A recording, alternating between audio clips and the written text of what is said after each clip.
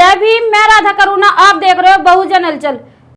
बाबा साहब डॉक्टर अंबेडकर का वो ऐतिहासिक खत जो उन्होंने लंदन से रमाबाई को लिखा था। इस खत में बाबा साहब ने न सिर्फ माता रमाबाई के संघर्ष को बयां किया बल्कि उनके प्रति अपने अथाह प्रेम को भी जाहिर किया। माता रमाबाई को डॉक्टर अंबेडकर का दिल छू लेने वाला ऐतिहासिक पत्र इस प्रकार है। रमा, मैं ज्ञान का सागर निकाल रहा हूँ। मुझे और किसी का भी ध्यान नहीं है, परंतु यह ताकत जो मुझे मिली है उसमें तुम्हारा भी हिस्सा है। तुम मेरा संसार संभाले बैठी हो, आंसुओं का जल छिड़क कर मेरा मनोबल बढ़ा रही हो, इसलिए मैं बेबाक तरीके से ज्ञान के अथाह सागर को ग्रहण कर पा रहा हूँ। रमा, कैसी हो रमा तुम? तुम्हारी और यशवंत की आज मुझे बहुत याद आई। तुम्हारी यादों से मन बहुत ही उदास हो गया है। पिछले कुछ दिनों के मेरे भाषण काफी चर्चा में रहे। कॉन्फ्रेंस में भी बहुत ही अच्छे प्रभावी भाषण हुए। ऐसे मेरे भाषणों के बारे में यहाँ के अखबारों ने लिखा है। इससे पहले राउंड टेबल कॉन्फ्रेंस के बारे में अपनी भूमिका के विषय पर मैं सोच रहा था और आंखों के सामने अपने देश के सभी पीड़ित जनों का चित्र उभर आया। पीड़ा के पहाड़ तले से लोग हजारों सालों से दबे हुए हैं। इस दबेपन का कोई इलाज नहीं है, ऐसे ही वे समझते हैं। मैं हैरान हो रहा हूँ रमा, पर मैं लड़ रहा हूँ। मेरी बौद्धिक ताकत बहुत ही प्रबल बन गई है। शायद मन में बहुत सारी बातें उमड़ रही है। हृदय बहुत ही भावप्रवण हो गया है। मन बहुत ही विचलित हो गया है और घर की तुम सबकी बहुत याद आई। तुम्हारी याद आई, यशवंत की याद आई। मुझे तुम जहाज पर छोड़ने आई थी। मैं मना कर रहा था, फिर भी तुम्हारा मन नहीं माना। तुम मुझे पहुंचाने आई थी। मैं राउंड टेबल कॉन्फ्रेंस के लिए जा रहा था। हर तरफ मेरी जय जयकार गूंज रही थी और यह सब तुम देख रही थी। तुम्हारा मन भर आया था। कटुता से तुम उमड़ गई थी। तुम्हारे मुंह से शब्द नहीं निकल रहे थे, परंतु तुम्हारी आंखें जो शब्द से बयां नहीं हो पा रहा था सब बोल रही थी। तुम्हारा मौन शब्दों से भी कई ज्यादा मुखर बन गया था। तुम्हारे गले से निकली आवाज तुम्हारे होठों तक आकर टकरा रही थी। होठों से निकले शब्दों की भाषा के बजाय आंखों की आंसुओं की भाषा ही तुम्हारी सहायता के लिए दौड़कर आए थे। और अब यह लंदन में इस सुबह बातें मन में उठ रही है। दिल कोमल हो गया है, जी में घबराहट सी हो रही है। कैसी हो रमा तुम? हमारा यशवंत कैसा है? मुझे याद करता है वह। उसकी सदीवात बीमारी कैसी है? उसको संभालो रमा। हमारे 4 बच्चे हमें छोड़कर जा चुके हैं। अब है तो सिर्फ यशवंत ही बचा है। वही तुम्हारे मातृत्व का आधार है। उसे हमें संभालना होगा। यशवंत का ख्याल रखना रहना रमा। यशवंत को खूब पढ़ाना, उसे रात को पढ़ाने के लिए उठाते रहना। मेरे बाबा मुझे रात को पढ़ने के लिए उठाया करते थे, तब तक वे जागते रहते थे। मुझे यह अनुशासन उन्होंने ही सिखाया।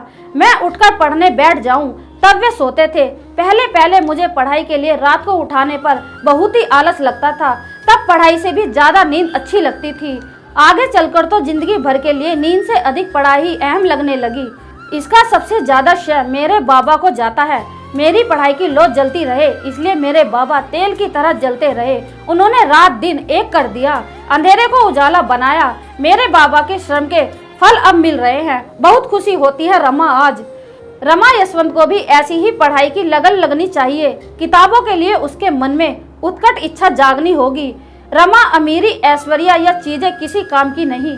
तुम अपने इर्द गिर्द देखती ही हो, लोग ऐसी ही चीजों के पीछे हमेशा से लगे हुए रहते हैं। उनकी जिंदगियां जहां से शुरू होती है वहीं पर ठहर जाती है। इन लोगों की जिंदगी जगह बदल नहीं पाती। हमारा काम ऐसी जिंदगी जीने से नहीं चलेगा रमा। हमारे पास सिवाय दुख के कुछ भी नहीं है। दरिद्रता गरीबी के सिवाय हमारा कोई साथी नहीं। मुश्किलें और दिक्कतें हमें छोड़ती नहीं है। अपमान, छलावा, अवहेलना, यही चीजें हमारे साथ छाव जैसी बनी हुई है। सिर्फ अंधेरा ही है, दुख का समंदर ही है। हमारा सूर्योदय हमको ही होना होगा रमा। हमें ही अपना मार्ग बनना है। उस मार्ग पर दियों की माला भी हमें ही बनानी है। उस रास्ते पर जीत का सफर भी हमें ही तय करनी है। हमारी कोई दुनिया नहीं है रमा, अपनी दुनिया हमें ही बनानी होगी। हम ऐसे ही है रमा। इसलिए कहता हूँ कि यशवंत को खूब पढ़ाना, उसके कपड़ों के बारे में फिक्रमंद रहना, उसको समझाना बुझाना, यशवंत के मन में ललक पैदा करना। मुझे तुम्हारी बहुत याद आती है, यशवंत की याद आती है। मैं समझता नहीं हूँ, ऐसा नहीं है रमा। मैं समझता हूँ कि तुम इस आग में जल रही हो। पत्ते टूटकर गिर रहे हैं और जान सूखती जाए ऐसी ही तो होने लगी है। पर रमा, मैं क्या करूँ? एक तरफ से पीठ पीछे पड़ी दरिद्रता और दूसरी तरफ मेरी जिद और लिए हुआ दृढ़ संकल्प ज्ञान का। मैं ज्ञान का सागर निकाल रहा हूँ। मुझे और किसी का भी ध्यान नहीं है, परंतु यह ताकत जो मुझे मिली है उसमें तुम्हारा भी हिस्सा है।